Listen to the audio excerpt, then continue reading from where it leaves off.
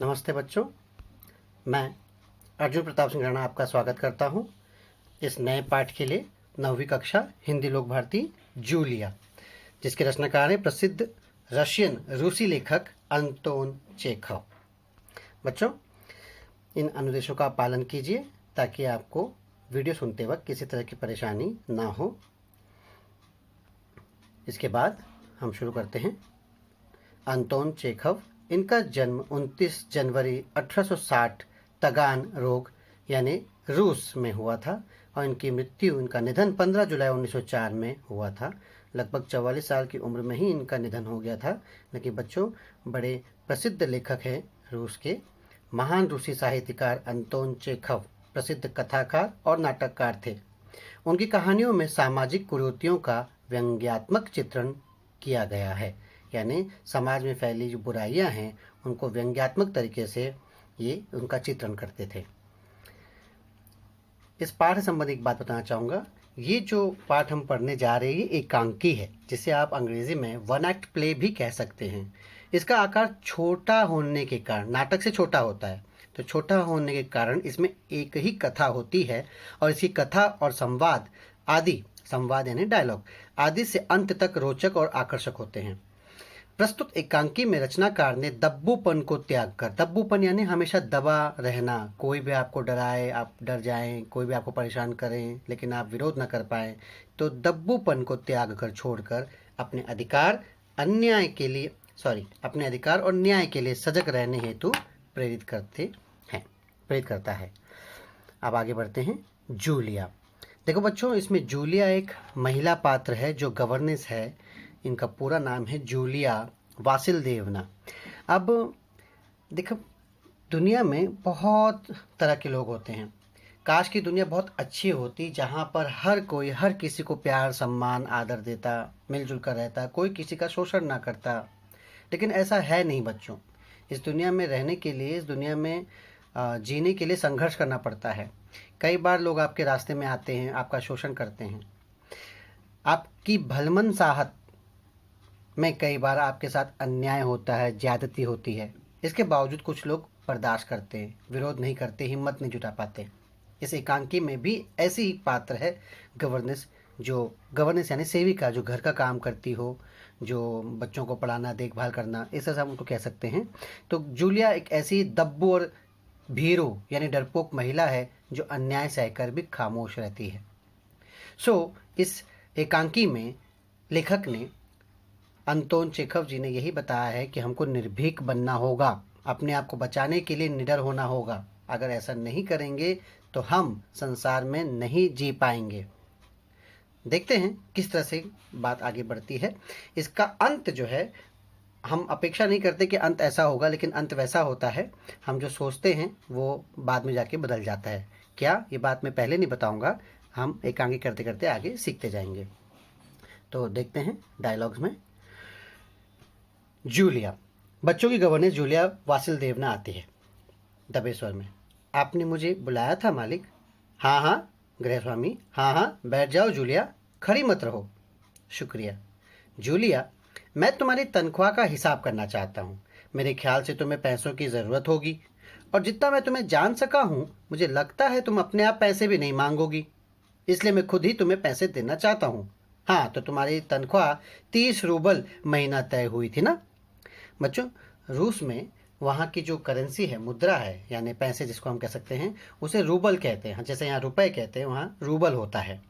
तो रूसी करेंसी है रूबल। अगर आप उसको अपने हिसाब से देखना चाहते हो तो रूबल को रुपए भी समझ सकते हो।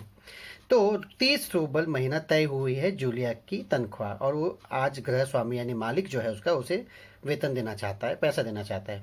लेकिन किस तरीके से वो उसकी तनख्वाह दे रहा है बच्चों, ये हम आगे देखेंगे। इस चित्र में मैंने रूसी नोटों के बारे में दिखाया है। अब आगे देखते हैं। जूलिया विनीत स्वर में, यानी एकदम सप्रेम प्यार से कहती है, जी नहीं मालिक, 40 रूबल। नहीं भाई, 30। ये देखो डायरी, मैंने इसमें नोट कर रखा है। अब देखो बच्चों, 40 रूबल में महीना काम करेगी, ऐसी बात हुई थी, जूलिया को याद है। लेकिन आज उसका गृह स्वामी उसे दबाने की कोशिश करता है और कहता है कि मैंने अपनी डायरी में लिखा है कि 30 रूबल की बातचीत हुई थी। यानी डायरी में मैंने लिखा है तो ये सही हो गई। हमने जो बातचीत की थी उसका कोई वो नहीं है। डायरी में चाहे सच लिखा है चाहे झूठ, उसी को सच माना जा रहा है। गृहस्वामी दबाव डाल रहा है जूलिया पे इस बात को मानने के लिए। वो कहता है कि मैं बच्चों की देखभाल और उन्हें पढ़ाने वाली हर गवर्नेंस को 30 रुपये महीना देता हूँ। तुमसे पहले जो गवर्नेंस थी उसे भी मैं 30 रुपये ही देता था। यानी देखिए बच्चों, वेतन बढ़ता है, वक्त बीतने के साथ साथ वेतन बढ़ाना होता है। अब पिछले गवर्नेंस को आप 30 रुपये देते थे, अब जो उसके बाद नई गवर्नेंस आई है तो उसका वेतन इन्होंने बढ़ाया नहीं है। ये कह रहे बढ़ाने की बात हुई थी, 40 रुपये की बात हुई थी, लेकिन अभी पलट रहे हैं और कह रहे हैं कि जैसे मैं पिछले गवर्नेंस को देता था वही तुमको भी दे रहा हूँ, 30 रुपये। अच्छा, तो तुम्हें हमारे यहाँ काम करते हुए 2 महीने हुए हैं? जी नहीं, 2 महीने 5 दिन। अब एक बात देखिए बच्चों, 2 महीने हो गए, वैसे तो परंपरा के अनुसार 1 महीने बीतने के बाद ही वेतन मिल जाना चाहिए, लेकिन जूलिया ने वेतन मांगा नहीं। शुरुआत में ही गृहस्वामी कहता है कि तुम तो पैसा मांग नहीं रही हो तो मैं ही तुमको वेतन देता हूँ। यानी जूलिया इतनी सीधी है कि उसने खुद से वेतन मांगा नहीं महीना पूरा होने के बाद। अब 2 महीने 5 दिन हो गए हैं, अब तक वेतन नहीं, तो गृहस्वामी खुद सामने से आ रहा है वेतन देने के लिए। लेकिन जब वेतन देने के लिए सामने से आ रहा है तो वो कुछ चतुराई भी कर रहा है। क्या? जी नहीं, 2 महीने 5 दिन। यहाँ पे डायरी में नोट कर रहा है वो हर दिन का, और उसी हिसाब से वो बताता है कि देखो मैंने डायरी में नोट किया हुआ है। गृहस्वामी, क्या कह रही हो जूलिया? ठीक 2 महीने हुए हैं भाई, मैंने डायरी में सब नोट कर रखा है। अब गृहस्वामी ये क्यों कह रहा है? इसलिए कह रहा है कि उसे 2 महीना 5 दिन का सैलरी नहीं देना पड़ेगा, वेतन नहीं देना पड़ेगा। क्यों? अगर 30 रुपये महीना है तो हम अनुमानतः औसत निकाल सकते हैं कि 1 रुपये 1 दिन का होगा। तो अगर वो 2 महीना 5 दिन गिनता है तो उसे 5 दिन का 5 रुपये और देना पड़ेगा। 1 महीने का 30, 2 महीने के 60 और 2 महीने 5 दिन के 65। लेकिन वो बदलना चाहता है, इसीलिए वो कहता है कि नहीं नहीं, तुमने 2 महीने काम किया है भाई, मैंने डायरी में सब नोट कर रखा है। हाँ, तो 2 महीने के बनते हैं हाँ 60 रुपये। लेकिन 60 रुपये तभी बनते हैं जब महीने में तुमने 1 दिन भी छुट्टी ना ली हो। तुमने इतवार को छुट्टी मनाई है, उस दिन तुमने कोई काम नहीं किया। देखिए बच्चों, किसी भी व्यक्ति को, कोई भी व्यक्ति कहीं भी काम करता है तो उसे नियमतः साप्ताहिक 1 दिन की छुट्टी मिलनी चाहिए, मिलनी होती है, ये परंपरा है। लेकिन यहाँ पर लेखक जो गृहस्वामी है वो उस छुट्टी के पैसे भी काटना चाहता है। फिर भी कमाल की बात यह है, आगे देखते हैं कि उस दिन तुमने कोई काम नहीं किया, सिर्फ कोलिया को घुमाने के लिए ले गई थी। रविवार को भी उसने छुट्टी नहीं मनाई थी। वो कोलिया जो गृहस्वामी की बेटी है उसको घुमाने ले गई थी। और ये तो तुम भी मानोगे कि बच्चे को घुमाने के लिए ले जाना कोई काम नहीं होता। वाह, बच्चों को घुमाने ले जाना गृहस्वामी के अनुसार कोई काम नहीं होता, होता है, लेकिन वो इस बात को मानना नहीं चाहता ताकि उसके पैसे काटे जा सके। इसके अलावा तुमने 3 छुट्टियां और ली हैं, ठीक है ना? अब बेचारी जूलिया क्या कहे, दबे स्वर में कहती है, जी आप कह रहे हैं तो ठीक। अरे भाई, मैं क्या गलत कह रहा हूँ? हाँ, तो 9 इतवार और 3 छुट्टियाँ, यानी 12 दिन तुमने काम नहीं किया। 9 इतवार, देखिए 1 महीने में 4 इतवार और किसी महीने में 5 इतवार भी होते, टोटल 9 इतवार के ये पैसे काटे और 3 दिन छुट्टी मांगी थी, 12 दिन की छुट्टी हो गई। तो 60 में से 12 रूबल चले गए तो बचे 48। इसी तरह की गिनती करता है गृहस्वामी। यानी तुम्हारे 12 रूबल कट गए। उधर कोलिया 4 दिन बीमार रहा तो तुमने सिर्फ वानिया को पढ़ाया। पिछले हफ्ते शायद 3 दिन दांतों में दर्द रहा और मेरी पत्नी ने तुम्हें दोपहर बाद छुट्टी दे दी। ओ, तो इस तरह से 4 दिन कोलिया बीमार रहा। कोलिया, जूलिया नहीं, कोलिया। वेतन किससे काटे जा रहे हैं? जूलिया के। और 3 दिन दांतों में दर्द रहा तो तुम्हें दोपहर बाद छुट्टी दे दी गई। तो उस 3 को भी, यानी आधा दिन काम किया है, ऐसा तो काटा नहीं जा सकता, फिर भी आधा दिन का भी पूरा दिन गिनते हुए वो पैसे काट रहा है। तो 4 दिन वो, 7 दिन ये, यानी 12 वो छुट्टियाँ, 7 ये, टोटल 19। तो 48 में से 7 और गए तो 41। 19 नागे, हाँ नागे तो भाई घटाओ, 60 में से 19 कितने रहते हैं हम? 41 रुपये, ठीक है। अब जूलिया क्या कहे, मालिक के सामने क्या कहे? बोलती है, रोते हुए कहती है, जी हाँ। गृहस्वामी, हाँ याद आया, 1 जनवरी को तुमने चाय की प्लेट और प्याली तोड़ी थी। प्याली बहुत कीमती थी। मगर मेरे भाग्य में तो हमेशा नुकसान उठाना ही बदा है। बदा मतलब लिखा हुआ। मगर मैंने जिसका भला करना चाहा उसने मुझे नुकसान पहुंचाने में कोई कसर नहीं छोड़ी। खैर, मेरा भाग्य। हाँ, तो मैं प्याले के 2 रूबल ही काटूंगा। अब देखो, उस दिन तुमने ध्यान नहीं दिया और वहाँ किसी टहनी की खरोंच लगने से बच्चे की जैकेट फट गई। बच्चे अपना खेलते रहते हैं, खेलने कूदने में जैकेट फट गई तो उसका पैसा जूलिया से काटे जा रहे, 10 रूबल उसके गए। इसी तरह तुम्हारी लापरवाही की वजह से घर की सफाई करने वाली नौकरानी मारिया ने वानिया के नए जूते चुरा लिए। लो, अब इसका भी जो है, इसकी शिकायत भी किससे की जा रही है? जूलिया से की जा रही है। इसका जिम्मेदार भी जूलिया को ठहराया जा रहा है। यानी इस तरीके से 10 रूबल, इस 10 रूबल तो जैकेट काटे गए, 2 रूबल प्याली काटे गए, अब जूते की भी काटे गए जाएंगे। तो मेरी बात सुन भी रही हो या नहीं?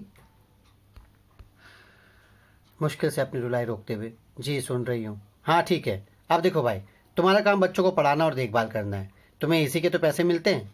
तुम अपने काम में ढील दोगी तो पैसे कटेंगे या नहीं? मैं ठीक कह रहा हूँ ना? तो जूतों के 5 रूबल और कट गए, 10, 2 और 5। हाँ, 10 जनवरी को मैंने तुम्हें 10 रूबल दिए थे। रोते हुए, जी नहीं, आपने कुछ नहीं। अरे, मैं क्या झूठ बोल रहा हूँ? मैं डायरी में हर चीज़ नोट कर लेता हूँ। तुम यकीन ना हो तो दिखाऊं डायरी? और डायरी के पन्ने यूं ही पलटने लगता है। जूलिया आंसू पूछती है, आप कह रहे हैं तो आपने दिए ही होंगे। देखिए, जूलिया कितनी सीधी और दब्बू है कि वो इस बात का भी विरोध नहीं कर पा रही है कि उसने उससे पैसे नहीं लिए थे। वो ज़बरदस्ती कहे जा रहा है और ये माने जा रही है। ऐसे दबे हुए लोगों को और दबाया जाता है, और यही गृहस्वामी इस वक्त कर रहा है। गृहस्वामी, दिए होंगे नहीं, दिए हैं, ठीक है। घटाओ 27 41 में से बचे 14। क्यों, हिसाब ठीक है ना? 27 कैसे बच्चों? 2 प्लेट तोड़ने के, 10 जैकेट के 12, 5 जूते के 17 और 10 जो मालिक ने दिए नहीं लेकिन कह रहा है दिए, तो 27। तो 41 में से 27 घटा दिए गए तो हो गए 14। क्यों, हिसाब ठीक है ना? बेचारी जूलिया आंसू पोंछने के अलावा कर भी क्या सकती थी। आंसू पीती हुई, मुझे अभी एक ही बार कुछ पैसे मिले थे और वो मुझे मालकिन ने दिए थे, सिर्फ 3 रूबल, ज़्यादा नहीं। अच्छा, और इतनी बड़ी बात तुम्हारी मालकिन ने मुझे बताई तक नहीं?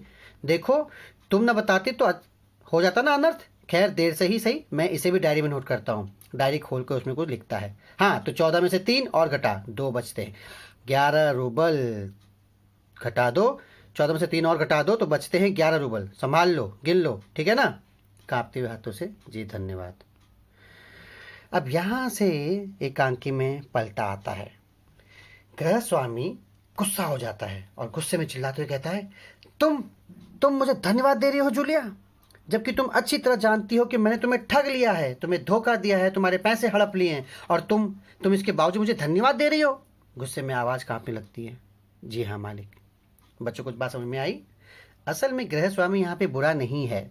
वो जूलिया को सबक सिखाना चाहता है। वो उसे कहना चाहता है कि तुम खामोशी से इस तरह से अन्याय कैसे सह सकती हो। मैं कुछ कहे जा रहा हूँ और तुम माने चले जा रही हो। यहाँ पे गृहस्वामी जो है बच्चों, यही कहानी मैंने जो आपको शुरुआत में कही थी कि अंत में कुछ और निकलता है। सच ये है कि गृहस्वामी अच्छे दिल का अच्छा मालिक है, जो जूलिया को बताना चाहता है कि वो इस तरह से ना रहे। वो उससे गुस्सा करता है कि तुम मुझे धन्यवाद दे रही हो, मैंने तुम्हारे इतने पैसे काट लिए। तो जूलिया क्या जवाब देती है गृहस्वामी के बाद? जी हाँ मालिक, जी हाँ मालिक। क्यों क्यों जी हाँ मालिक? डर जाती है, क्योंकि इससे पहले मैंने जहाँ जहाँ काम किया उन लोगों ने तो मुझे एक पैसा तक नहीं दिया। आप कुछ तो दे रहे हैं।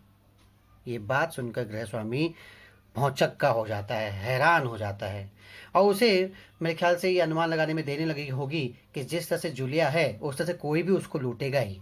वो कहते कि आपने तो 11 रुपये तो दिए काटने के बाद, किसी और जगह पे जो काम किए थे किसी ने कहीं भी कोई पैसे नहीं दिए। यानी हर जगह जूलिया के सीधेपन का, भलमन साहब का फायदा उठाया गया। गृहस्वामी ने क्रोध में कांपते हुए कहा, उन लोगों ने तुम्हें एक पैसा तक नहीं दिया जूलिया। मुझे बात जानकर जरा भी आश्चर्य नहीं हो रहा है। जूलिया, मुझे इस बात के लिए माफ़ कर देना कि मैंने तुम्हारे साथ एक छोटा सा क्रूर मजाक किया, पर मैं तुम्हें सबक सिखाना चाहता था। देखो जूलिया, मैं तुम्हारा एक पैसा नहीं मारूंगा। ये है तुम्हारे 80 रूबल। 80 रूबल, 40 रुपये के हिसाब से बात हुए थे, 40 रूबल 80 रूबल। मैं अभी इन्हें तुम्हें दूंगा, लेकिन इससे पहले मैं तुमसे कुछ पूछना चाहता हूँ जूलिया, क्या ये ज़रूरी है कि इंसान भला कहलाने के लिए इतना दब्बू, भीरू और बोदा बन जाए? दब्बू यानी दबा हुआ, भीरू यानी डरपोक, बोदा यानी सीधा बन जाए, कि उसके साथ जो अन्याय हो रहा है उसका विरोध तक न करे, बस खामोश रहे, सारी ज्यादतियां सहता रहे? नहीं जूलिया, नहीं। इस तरह खामोश रहने से काम नहीं चलेगा। अपने को बचाए रखने के लिए तुम्हें इस कठोर, क्रूर, निर्मम और हृदयहीन संसार से लड़ना होगा। अपने दांतों और पंजों के साथ लड़ना होगा, पूरी शक्ति के साथ। मत भूलो जूलिया, इस संसार में दब्बू और रीढ़ रहित लोगों के लिए कोई स्थान नहीं है। कोई स्थान नहीं है। देखो बच्चों, इस तरह से हमारा ये एकांकी यहाँ समाप्त होता है। कहने की बात ये है बच्चों, जो मकान मालिक गृह स्वामी जो जूलिया को बताना चाहता है, कहना चाहता है, वो यही है। संदेश इस पाठ का यही है कि आप सीधे बनकर रहते हो तो आपके सीधेपन का लोग फायदा उठाते हैं। इतने भी सीधे मत बनो कि लोग आपको लूट ले और आप विरोध भी ना कर सको। हमेशा एक बात याद रखो बच्चों, मैं आपको एक बात बताता हूँ कि लकड़हारा, लकड़ी काटने वाला भी जंगल में लकड़ी काटने जब जाता है तो सीधे पेड़ को ही काटने की तलाश करता है, टेढ़े पेड़ को छोड़ देता है। क्यों? सीधा पेड़ काटने में आसान होता है, उसे सीधी लकड़ी मिल जाती है। टेढ़े पेड़ से नहीं मिल पाता, काटना भी मुश्किल होता है। भले लोगों पर भी यही हाल मनुष्यों का भी है कि जो भले लोग होते हैं उस पर भी कोई अन्याय करने से नहीं चूकता। भला आदमी अपनी भलमनसाहत के कारण छोटे छोटे अन्याय का विरोध करना उचित नहीं समझता और लोग इसका उल्टा अर्थ समझते हैं, लगाते हैं। इस तरह के व्यक्ति को लोग दब्बू और बिना रीढ़ का समझने लगते हैं। रीढ़ यानी बैकबोन। और उन्हें ऐसे लोगों के साथ अन्याय करने में बिल्कुल भी झिझक नहीं होती। यह बात भले लोगों को समझने की ज़रूरत है। आज ज़रूरत है अपने आप को बचाए रखने के लिए इस कठोर, क्रूर, निर्मम और हृदयहीन संसार से अपने हित के लिए लड़ने की, शोषण करने वालों को मुंह की खिलाने की। तभी कोई संसार में सम्मान से जीवित रह सकता है। हर कोई सीधा नहीं होता बच्चों, कई बार किसी को सीधा करना भी पड़ता है और इसके लिए आपका निडर होना, निर्भीक होना ज़रूरी है। दब्बू और बिना रीढ़ के लोगों के लिए संसार में अपना अस्तित्व बनाए रखना बहुत मुश्किल है और ये बात हम सबको सीखनी चाहिए।